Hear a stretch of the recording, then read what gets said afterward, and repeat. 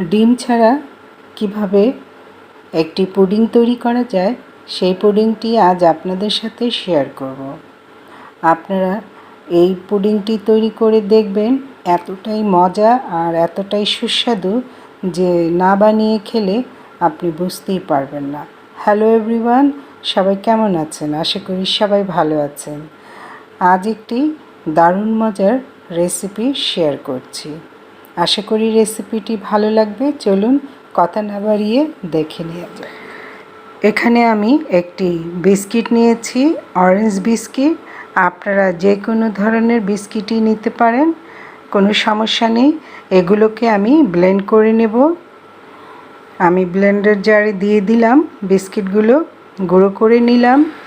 যে বাটিতে আমি পুডিংটা তৈরি করব সেই বাটিতে একটি ক্যারামেল তৈরি করে নেব। বাটিটি চুলায় বসিয়ে দিলাম। 1/4 কাপ চিনি দিয়ে দিলাম। এই চিনিটাকে ক্যারামেল তৈরি করব। সামান্য একটু পানি দিয়ে চামচ দিয়ে নেড়েচেড়ে এটিকে ক্যারামেল তৈরি করে নেব। চিনিটা গলে আসবে, কালারটা চেঞ্জ হয়ে আসবে। আপনারা দেখতে পারবেন কালারটা চেঞ্জ হয়ে এসেছে। এবার এটিকে নামিয়ে ঠান্ডা করব। আর চুলায় একটি প্যান বসিয়ে দিলাম। এতে আমি 2 কাপ দুধ নিয়ে নিয়েছি। এটি আমি জাল দিয়ে রেখেছিলাম দুধটা এবং ঘন করে নিয়েছিলাম।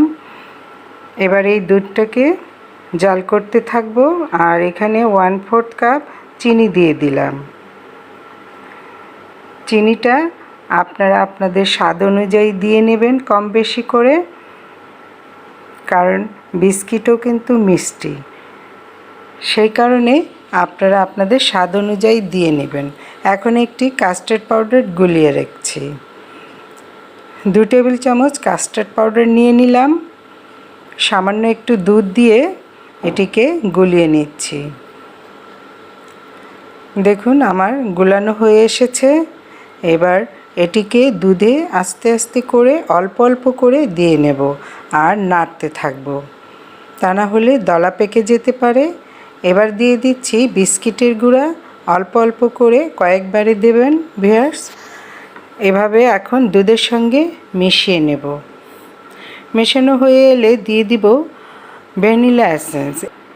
একটি বিস্কুটের যে গন্ধটা আছে সেটিকে দূর করবে এবং একটি দারুণ মজার ফ্লেভার তৈরি করবে। ঘন হয়ে এলে এবার নামিয়ে বাটিতে ঢেলে দিচ্ছি। যেই বাটিতে আমি ক্যারামেল তৈরি করেছিলাম সেটাতে এভাবে বিছিয়ে সেট করে দিলাম। এবার চুলায় একটি হাঁড়ি বসিয়ে ওতে গরম পানি দিয়ে একটি স্ট্যান্ডে এই বাটি বসিয়ে দিলাম। একটি ফয়েল পেপার উপরে বিছিয়ে দিলাম, উপরে ঢাকনা দিয়ে দিলাম। এভাবে আমি 45 মিনিট পর ফিরে আসব। একটি টুথপিক দিয়ে দেখে নিলাম সেট আপ হয়ে এসেছে।